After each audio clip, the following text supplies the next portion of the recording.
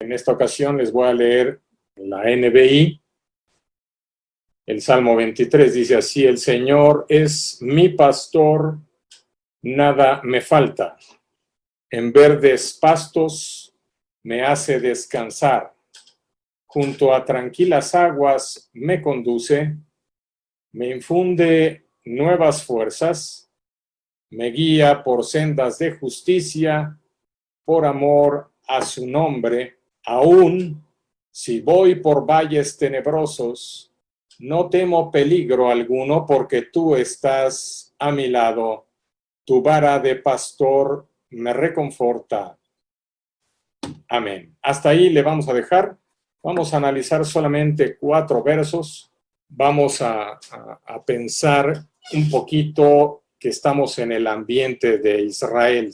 Tuve la bendición, por gracia de Dios, de estar en Israel mes y medio. Bueno, fui a estudiar allá y me permitió aprender muchas cosas.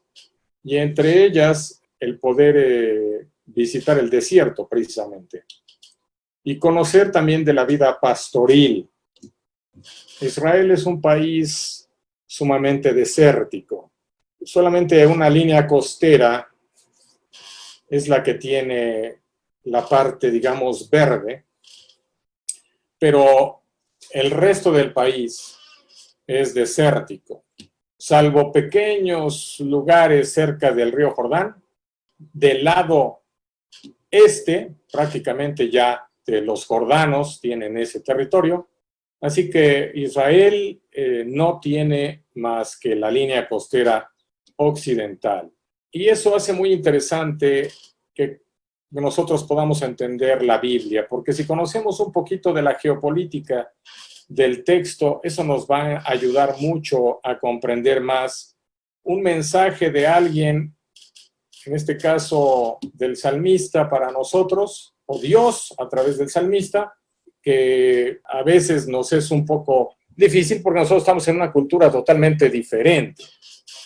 Nosotros vivimos en una urbe como la Ciudad de México o la zona metropolitana, que nada que ver con Israel. Es importante decir también que el texto del Salmo 23 es, según las investigaciones y las ciencias bíblicas, uno de los textos más antiguos de toda la Biblia. Aunque David, y gracias a David, nosotros lo tenemos disponible en la Biblia, porque David era un pastor, ¿verdad que sí? Este texto se ha descubierto que en realidad David lo aprendió del pasado, muy probablemente de los beduinos que habitaron, hebreos, que habitaron mucho tiempo antes la tierra de Israel, o más bien la tierra de Canaán en ese tiempo. Eran beduinos, agricultores, pastores, que llevaban sus ovejas a los lugares a donde había comida. Ese era su oficio. Los hebreos no tenían no eran otra cosa más que pastores y después agricultores, cuando ya fueron sedentarios. En un inicio fueron tribus nómadas, pero después ya se asentaron en la tierra y pudieron ser agricultores. Cuando fueron nómadas, el pastoreo fue lo suyo. Si alguien sabe de pastoreo, son ellos. Cuando uno se mete a las tierras de Palestina, si uno se sitúa en una franja que se conoce como Israel actualmente, y Jerusalén está aproximadamente un poquito al sur de esa franja, en medio, saliendo uno de Jerusalén hacia el este, apenas cruza un puente, uno ya está en el desierto de Judá. Este es el desierto, estoy viendo desde Masada, precisamente, la fortaleza de Masada. Allá abajo está el desierto, y quise mostrarles un poquito de cómo es. Si ustedes se fijan, el desierto de Israel, no nos imaginemos en el caso del desierto de Judea, no es un desierto como muchas veces nosotros pensamos y que vemos en las películas, a donde uno sume su pie y se va, ¿no? Toca y se va por la arena, o está uno en la playa y entra la arena y se hunde la... No, esta es tierra, así como la ven, Es tierra en donde sus pies no se hunden. Es pura tierra y en algunas ocasiones hay pasto. Y también hay montañitas, hay lomas. Entonces uno se puede encontrar ahí pastores de camellos, pastores de ovejas, pastores de cabras.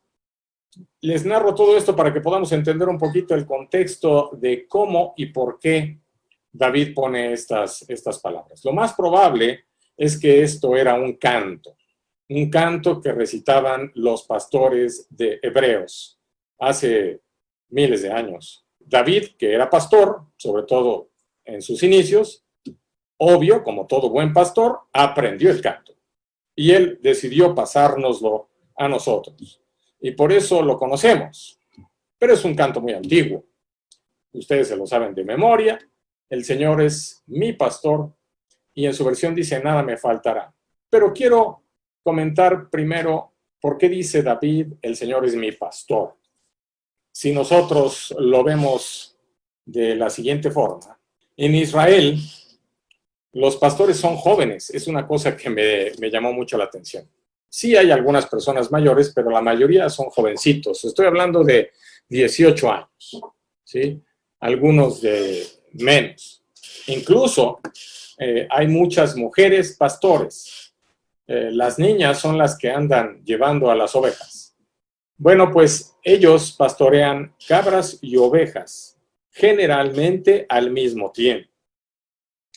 Las ovejas, como ustedes saben, son casi ciegas. Ellas no pueden ver muy bien. En la noche, menos. Son un animal muy dependiente del pastor. Necesitan siempre de su pastor. Por lo tanto, si ellas se pierden, ellas no saben regresar. No pueden regresar solas. Necesitan ayuda. De ahí que la Biblia maneje mucho que nosotros somos las ovejas y Dios es nuestro pastor. Cuando la Biblia dice que el Señor es nuestro pastor, nos está poniendo a nosotros, David, en el lugar de las ovejas. Nosotros somos la oveja. Si yo digo que el Señor es mi pastor, yo me reconozco como oveja. Y entonces ahí entra una dinámica que requiere de una humildad. Primero tengo que reconocerme como oveja para que yo pueda reconocer a Dios como mi pastor.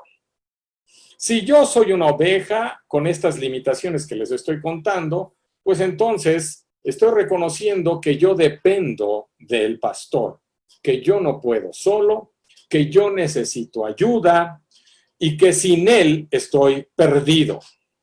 Eso es muy importante cuando dice, el Señor es mi pastor. Además, estoy diciendo, yo soy oveja, yo no soy cabra. Hermanos, déjenme decirles que aprendí que las cabras son un verdadero desastre. Si alguien se vuelve loco en el redil, son las cabras. Ellas no obedecen, ellas se van, ellas echan relajo, se separan, no entienden, les llama a uno y no responde, no hacen caso. Bueno, es un verdadero problema con las cabras. Por eso, en la Biblia también hay muchos textos que hablan de las cabras y dice los que se van a la izquierda son los cabritos o las cabras, ¿verdad? Los de la derecha son las ovejas. Las cabras tienen una ventaja, eso sí. Son independientes. Ellas pueden hacer lo que quieran. Incluso logran regresar al redil después de haberse desaparecido. El problema es que se meten en muchos problemas por separarse. Y aparte son muy egoístas. He ahí la situación. Nosotros, la idea en este salmo es que nosotros nos reconozcamos como ovejas, no como cabras. Punto número 2, que reconozcamos al Señor como nuestro pastor. Verse como oveja es verse en camino. Porque hay otra característica interesante de las ovejas. Las ovejas siempre están caminando. Solamente se detienen, ahora sí como la iglesia, ¿no? El canto. Solo se detienen para pastar. Podríamos hacer el canto también de eso, ¿no? Si quieren sobrevivir, pues tienen que pastar, entonces el pastor se las lleva para darles los lugares, las lleva a los lugares donde hay pasto y ahí comen. Pero hay un detalle también. Las ovejas nunca se mueven solas. Siempre van en grupo. Y eso también es muy importante porque nosotros somos las ovejas de su prado, como dice el Salmo 100, y nosotros somos dependientes. Necesitamos del pastor, necesitamos comida, necesitamos siempre estar en camino, movernos, pero necesitamos ser iglesia. El cristianismo no es algo que se pueda vivir en el individualismo. Si nosotros tratamos de ser o llevar una vida espiritual en el individualismo, todo puede ser menos cristianismo. El cristianismo requiere de la comunidad. Y por eso nosotros tenemos una iglesia, por eso vamos a una iglesia, y por eso resentimos ahora que no podamos estar juntos. Sin embargo, ahora lo estamos, aunque sea virtualmente, porque somos las ovejas que necesitamos de un pastor. El Señor es mi pastor, pero nada me faltará, dice Reina Valera. Quiero decirles que en hebreo, esa palabra en futuro no es una traducción muy precisa, porque en hebreo el futuro no existe como tal, en el tiempo, el futuro. En hebreo existe lo que se llama el imperfecto. El imperfecto es un tiempo que pues, no es perfecto, por eso es imperfecto. Y eso significa que es un tiempo que no tiene tiempo, por eso es imperfecto. Eso significa que si está en imperfecto, puede referirse al presente, puede referirse a que está sucediendo o que va a suceder. Traducirlo solamente hacia el futuro es un error. Pero ni modo que el traductor le ponga ahí, ¿verdad? Bueno, es que esto puede ser futuro, presente o presente continuo. Pues sería muy difícil. Los expertos en traducción consideran que la mejor opción es ponerlo en presente. Y déjenme decirles que esto, teológica y bíblicamente, tiene incidencias muy fuertes e importantes.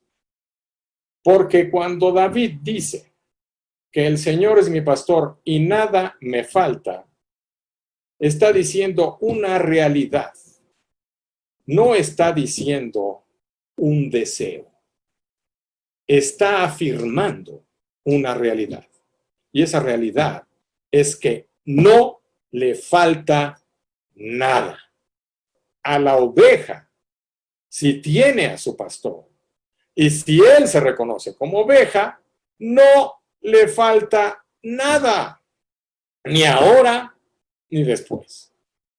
No es un sueño, una promesa o un deseo que no tendremos, que nos faltará algo, sino es una realidad.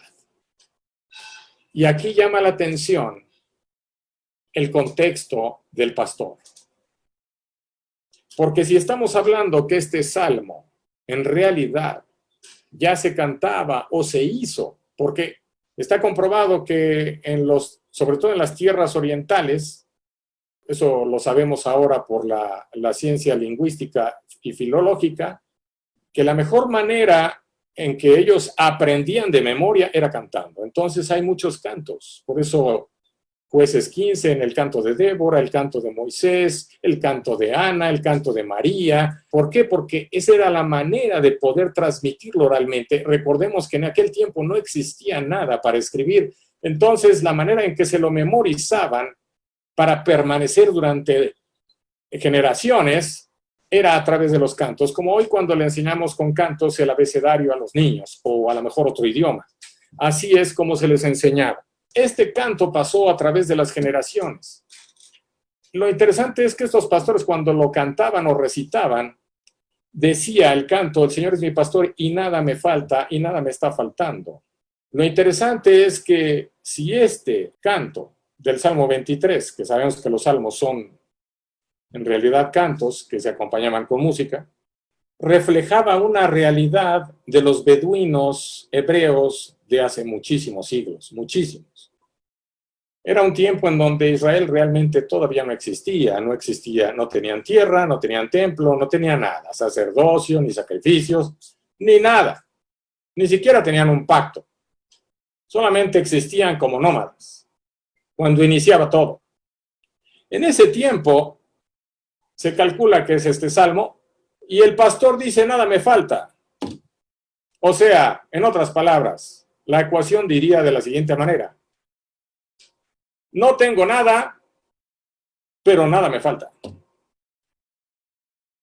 O sea, a pesar de que no lo tengo todo, o prácticamente no tengo nada, no me falta nada. Y esa es la paradoja o lo interesante aquí. Que una persona o unas personas como los pastores nos puedan decir que no les falta nada cuando ellos no tenían nada. ¿Cómo es posible que dijeran semejante cosa y lo establecieran en un canto que iba a pasar a través de los siglos? Porque había una pequeña diferencia, una gran diferencia, más bien, que ellos contaban con el pastor. Y eso equivalía a todo.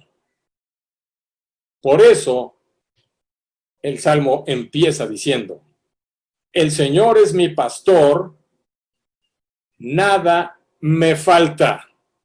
Cuando cantamos ese de, el Señor es mi pastor, nada, yo lo canto, me falta ya.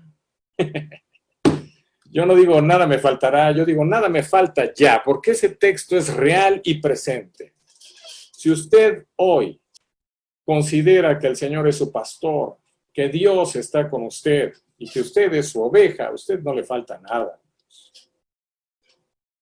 Y no estoy hablando demagógicamente, ni es un discurso motivacional engañoso y para hacerles creer que lo tenemos todo y tú puedes y los voy a empoderar con un mensaje que no es cierto. No, hermanos, estamos hablando de una realidad muy poderosa.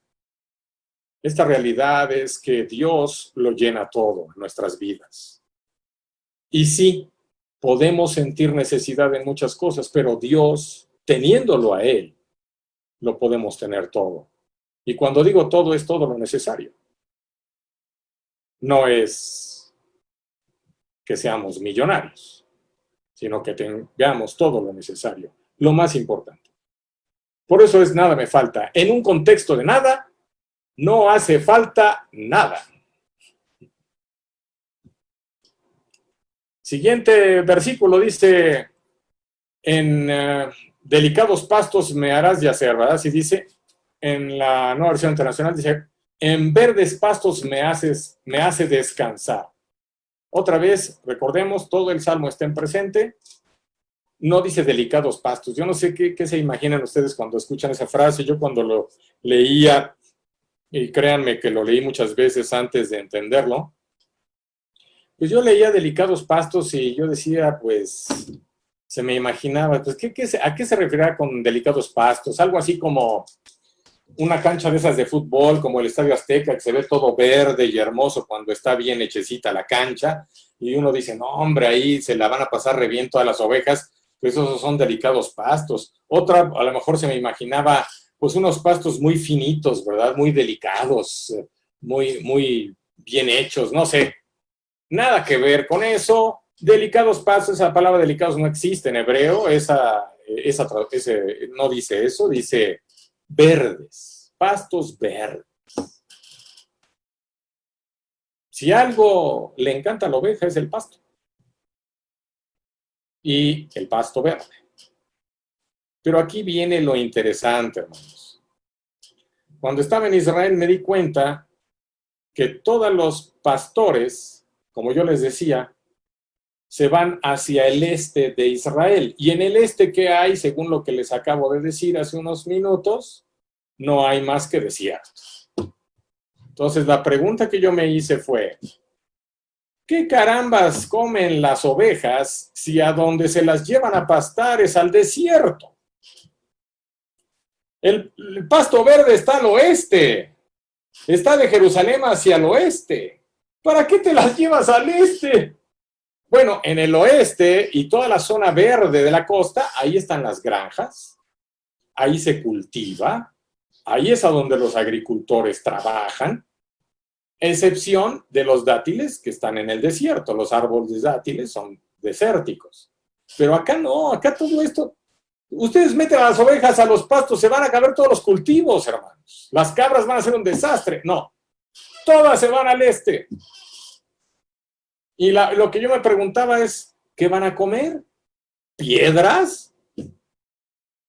Bueno, hermanos, pues resulta que los pastores se las saben de todas ahí, porque si alguien se la sabe, un pastor se la sabe de todas, es un pastor que vive en el desierto. ¿Se acuerdan de Moisés cuando dice que agarra las ovejas de su suegro Yetro y se va con ellas a pastar y se encuentra después en la zarza ardiente con Dios, en la montaña? ¿A dónde se las llevó a pastar? Si era el desierto del Sinaí o de Madián. Es el mismo caso, y si no es el desierto de Sinaí, es el de Madián, y si no es el de Sin, y si no es el del Negev, y si no es el de Judea, y total que todos son desierto. Con la brisa que viene del este hacia el mar, con rumbo hacia el mar, rumbo oeste, es un viento que cruza por Israel. Es un viento fresco, ahora sí que como dice Génesis, capítulo 2, la hora del viento fresco. Ese viento sopla hacia el oeste, va rumbo hacia el mar Mediterráneo. Cuando hay un poco de humedad, porque hay muy poca, llega a llover, llega a caer un poco de rocío, esa humedad con ese viento fresco hacen la suficiente humedad, valga la redundancia, cae en el desierto y entre las piedras nacen unas hojas verdes. Esas hojas verdes crecen, son unas ramitas. Pareciera que es una ramita sola, nada más. No sale mucho pasto, sale una rama o dos de hoja verde que crece y es todo. Los pastores saben en Israel muy bien dónde están esas hojas, dónde crecen. Y se llevan a sus ovejas a pastar a dónde están ese tipo de plantas, de ese tipo de pasto. Y ahí comen las ovejas. Si ustedes se dan cuenta, ese tipo de pastura es solamente para alimentarlas lo suficientemente bien para un día. No hay para más. No hay suficiente para engordar o llevarse. Este pasto, ¿a dónde las lleva el pastor? Es en donde les da lo único suficiente para el día y mañana será otro día. Recordemos a Mateo 6. Miren las aves del campo que no siembran ni ciegan, ¿verdad? No se afanen por el día de mañana, que el Señor nos va a alimentar. ¿Y qué dice también el texto donde el maná venía hacia el desierto? Aquellos que querían quedarse incluso con el doble, se les pudría. El mensaje aquí es que cuando nosotros como ovejas el Señor nos lleva a pastos verdes, es para darnos el alimento suficiente para el día. El día de mañana será otro día. Aquí no hay excesos.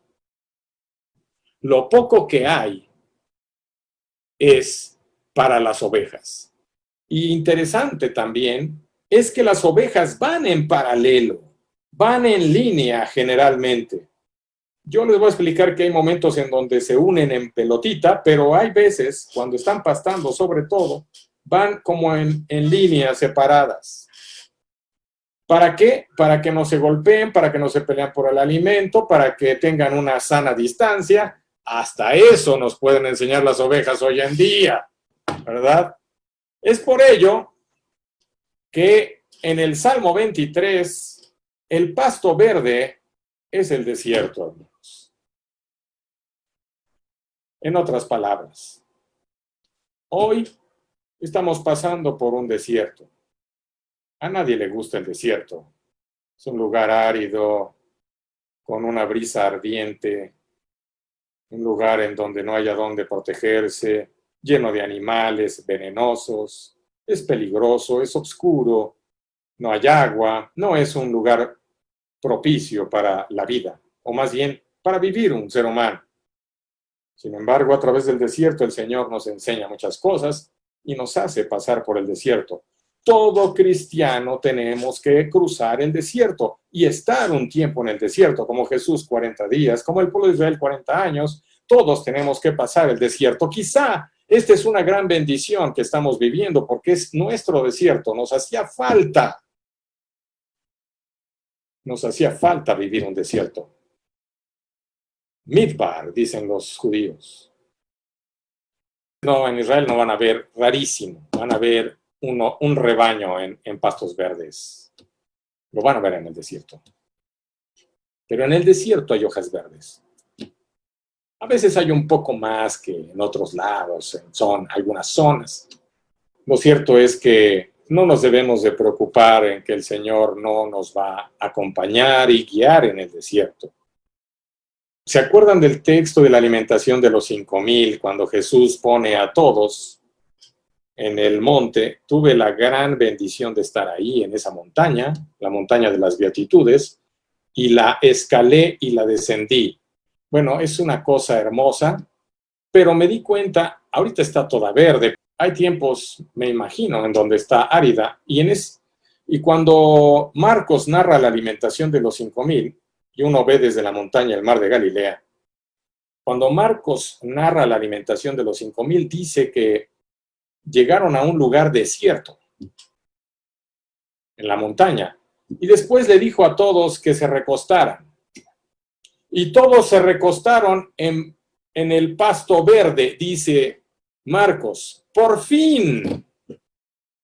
No que era desierto. El significado es teológico, hay un giro. ¿Qué nos quiere decir Marcos con este escenario? Lo que nos está diciendo es que con Jesús el desierto es pasto verde. Lo que nos está diciendo el Salmo 23 es que el desierto, porque esto lo están leyendo y lo están oyendo y lo están cantando los pastores y la gente de Israel que sabe ese contexto. Y cuando les dicen en pastos verdes, ellos están con la conciencia del desierto. Ellos están imaginando el desierto. Entonces, cuando nos dice el Salmo 23, en pastos verdes nos haces descansar, es que en el desierto tú nos haces descansar y nos alimentas. ¿Por qué? Porque tu desierto es pasto verde para mí. Porque el desierto que tú me das, ahí no me vas a abandonar y me das lo suficiente para vivir. Aunque parezca que no tengo nada. No sé si me van siguiendo, pero la preocupación, decía el rabino Akiva, un rabino de hace muchos siglos, esto me quedó muy grabado porque dice, es tratar, la preocupación del hombre es tratar con los problemas del mañana, con los pastos de hoy. Así dice, refiriéndose a esto. Porque nosotros queremos resolver el mañana con los pastos de hoy. Nosotros queremos resolver lo del coronavirus con los pastos de hoy. O sea, el qué va a pasar. No, cada cosa tiene su tiempo, dice el Eclesiastés. Hermanos, hay que pasar el desierto. Y hay una buena noticia con el desierto, déjenme decirles. Porque el desierto tiene dos polos. Es bipolar la visión del desierto en la Biblia. Por un lado es un lugar terrible, donde hay de serpientes, así, incluso hay idolatría, lo que vimos con Israel.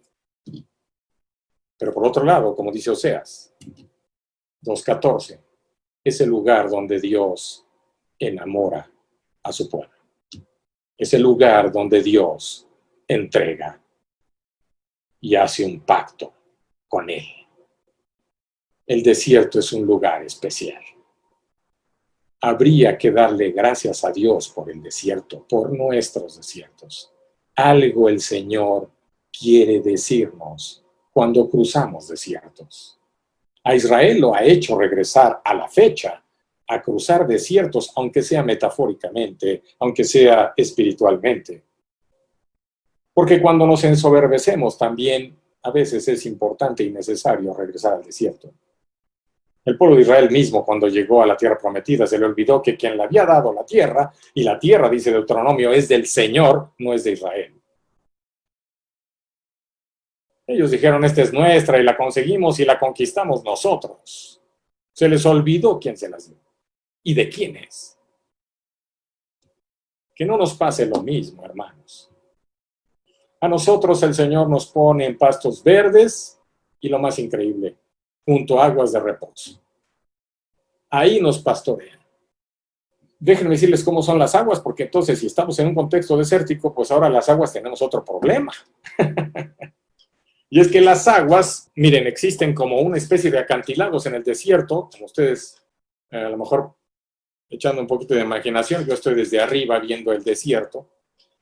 Hay montañas, hay lomas, hay acantilados, y en esos hay lugares profundos. Entonces lo que hacen los pastores es descender de esos lugares desérticos a la parte baja de la montaña, que a veces es como un acantilado y tiene todo un chiste poder bajar, hay que saber, para encontrar una zona acuífera. ¿De dónde se hace esa agua? Cuando vienen las lluvias, caen y vienen del oeste y van rumbo hacia el río Jordán o hacia el Mar Muerto, que está precisamente donde andamos en el desierto. Pero como todo en Israel es loma, sube y baja por todas partes, casi no hay nada plano más que la costa, viene el agua y desde la montaña se deja caer y se hace como un caminito. A ese caminito se le llama wadi. Ese caminito baja todo el agua y a veces cuando llueve fuerte, que es muy pocas veces, pero llueve y llueve fuerte, se hace un verdadero torrente. Incluso nos platicaban que se han dado casos de pastores de iglesias que llevan a sus congregaciones turísticamente ahí, y como no saben qué están haciendo ni dónde están pisando, de repente, porque así son los wadis, ustedes no ven más que la huella del arroyo desértico que viene de arriba para abajo, pero no hay agua y de repente se deja caer el torrente y te lleva. Y hay una historia allí en Israel en donde se llevó al pastor y a toda la congregación y se murieron ahogados. Ese tipo de aguas caen, llegan al fondo y se hacen, junto con lo que les decía de los pastitos, así se forman los oasis. Y así se forman algunos lugares de pequeños aguas. Porque el Mar Muerto, ustedes saben que aunque sea gigante, pues es muerto porque es pura sal, no se puede tomar. Si usted se toma agua del Mar Muerto, el agua del Mar Muerto creo que son 330 veces más salada que el mar. Con eso les digo todo, ¿verdad? Por eso uno entra a ese mar y flota. No necesita uno saber nadar. Usted se mete al Mar Muerto y flota automáticamente. Es tanta la sal que no se hunde uno. Pero si le entra tantita agua al ojo, es la muerte. Es la muerte porque es una cantidad de sal tan inmensa, tan intensa, y sobre todo si se la traga, como a veces nos pasa en el mar, ¿verdad? Que nos metemos a nadar. Por eso no se puede nadar ni echarse clavados en el Mar Muerto, porque usted está perdido. En el primer clavado ya no salió todo el agua que le va a entrar. Ahí hay un letrero gigante en el Mar Muerto que dice, usted toma un sorbo, un trago de mar, avise porque va a ser usted hospitalizado. No se puede tomar esa agua, hermanos. Tiene que tomarse este tipo de aguas del Wadi. Todos los pastores son los únicos que saben dónde está. Si alguien sabe cómo darnos en la única agua, como fue con Israel en el desierto del Sinaí, es Dios. Y ahora el buen pastor, que es Jesús, Juan 10, nos dice, yo soy el buen pastor y el buen pastor da su vida por las ovejas. Porque un buen pastor está dispuesto a todo. Bajar acantilados, enfrentar la muerte, enfrentarse a los animales salvajes, chacales hay en el desierto, serpientes hay en el desierto, escorpiones hay en el desierto, y todos son muy venenosos o mortales, como el chacal, que es totalmente asesino. Que dicho ya de paso, en algún momento en Génesis 39 dice que Jacob y Esaú eran hermanos, pero no dice hermanos, dice chacales en la traducción. Pero eso es porque hay una confusión de vocales en hebreo. Si le quita a usted una vocalita, dice chacal, y si se la pone, dice hermano. Entonces le pusieron hermanos, pero en realidad no. Ahí, ¿por qué? Porque se estaban continuamente peleando. Bueno, esa es otra cosa. Entonces es muy escasa el agua, pero el pastor sí sabe dónde está, y el pastor nos puede llevar a esa agua en el fondo de las montañas. Y aquí es a donde entra algo muy interesante, cuando dice que me guías por sendas de justicia, por amor a tu nombre, porque el único que nos sabe guiar es el pastor. Y déjenme decirles aquí una cosa, yo no entendía este texto hasta que me lo explicaron ahora con estos de Israel. Yo siempre creí que eran, pues, las sendas de justicia se refería a cuestiones de otro tipo, a lo que voy a mencionar. Pero pensando en las ovejas, resulta que las ovejas son de vía directa, es decir, el pastor les llama y las ovejas van hacia él en línea recta, nunca curva o con algún tipo de desvío. Ella escucha la voz del pastor y va directamente a la voz del pastor, en línea recta, a donde esté el pastor. Y como es media ciega, no le importa ni ve hacia dónde se va a meter. Eso quiere decir que si el pastor te llama, te va a llamar y tú vas a ir en línea recta con toda la confianza del mundo de que allá te está llamando el pastor y para ahí te tienes que ir. Si un pastor fuera un asesino, un mal pastor, puede estar en un acantilado, él está del otro lado, le llama a la oveja y la oveja se va al fondo. Porque va en línea recta, no le va a dar la vuelta al acantilado. Pero el buen pastor no, el buen pastor va a hacer esto, va a girar hacia acá para que la oveja al llamarle vaya en línea recta directo a él y luego se va a poner acá y vaya así y luego se va a poner acá para que vaya así y ya le dieron la vuelta. No sé si me explico. Entonces, eso hace que sean sendas rectas, sendas de justicia. Solamente el pastor, el buen pastor puede hacer eso. Y tengan por seguro, hermanos, que cuando Él nos llama al camino correcto y el camino correcto es la vía corta. Nosotros nos gusta desviarnos. Y ustedes saben lo que representa un desvío en este caso. Puede ser mortal. Interesante.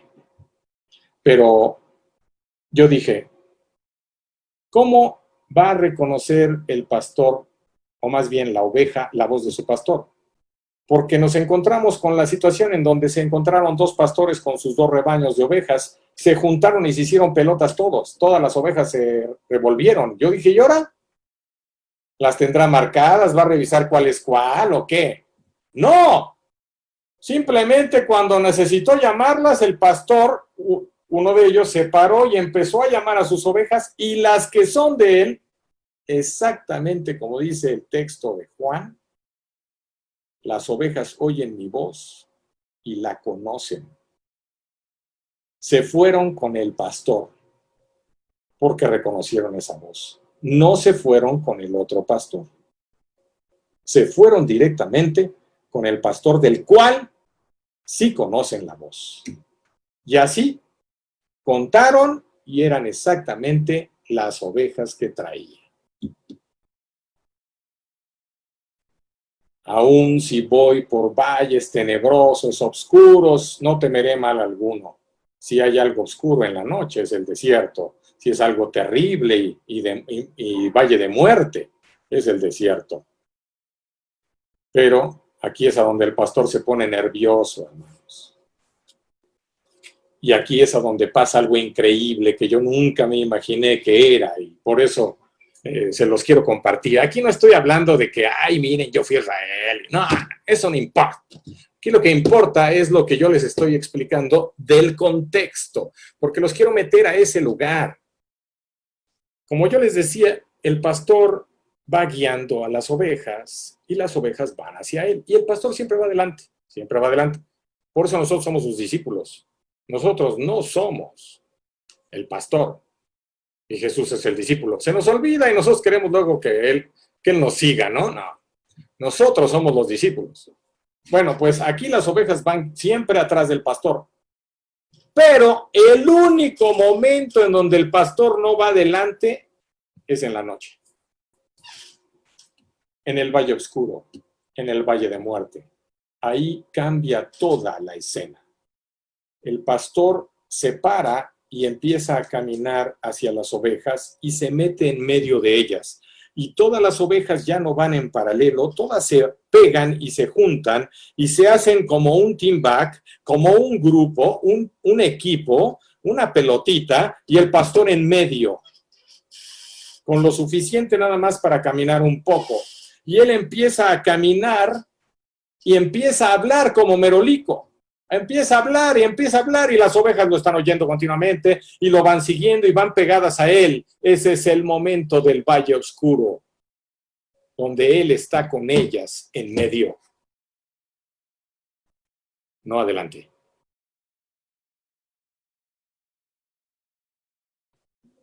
La palabra del pastor se vuelve fundamental. Si no hay palabra, esas ovejas se mueren. Y se ponen muy nerviosas porque están en la oscuridad, se escuchan los lobos o los chacales, o el pastor se pone en medio y va con ellas y está hablando y les infunde confianza y ellas van y entonces jala su cayado y jala una y la otra le pega y le pega la piedrita para que escuche la piedra y entonces aquella que se está retrasando escucha el toque de la piedra que está haciendo con su cayado y entonces con la vara, perdón, y entonces ahí va y se junta otra vez al grupo y así no se pierden y allá van todas. Y por eso dice que aunque vaya por valles tenebrosos, sombra de muerte, no temeré, no temo mal alguno, peligro alguno, porque tú no estarás, estás, porque tú estás conmigo, estás a mi lado. Es exactamente la escena del pastor en medio.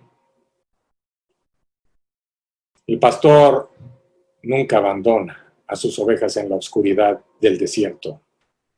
Es el lugar menos propicio en el que un buen pastor jamás, escúchenme bien, hermanos, jamás abandonaría o se atrevería a abandonar a sus ovejas. Tengamos, hermanos, la seguridad de que el Señor está con nosotros y nos acompaña, que va en medio de nosotros en el desierto. Y hoy más que nunca, o cuando pasamos esos momentos, es cuando menos Él nos va a dejar. Seamos lo que seamos. Él no está viendo a ver si la oveja está bonita, está gorda, está flaca. Él simplemente se mantiene junto a ella. El Salmo 23, unos judíos ociosamente un día se pusieron a contar todas las palabras que había en ese salmo y encontraron que tenía 44 palabras, 22 en su primera parte, 22 en la segunda parte. Hemos analizado las primeras 22. Y lo que está en medio de las dos 22 es la frase, tú estás conmigo. Queriendo decir con esto el canto, que la clave hermenéutica central y que le da sentido a todo este salmo es la presencia de Dios con sus ovejas. Que Dios les bendiga.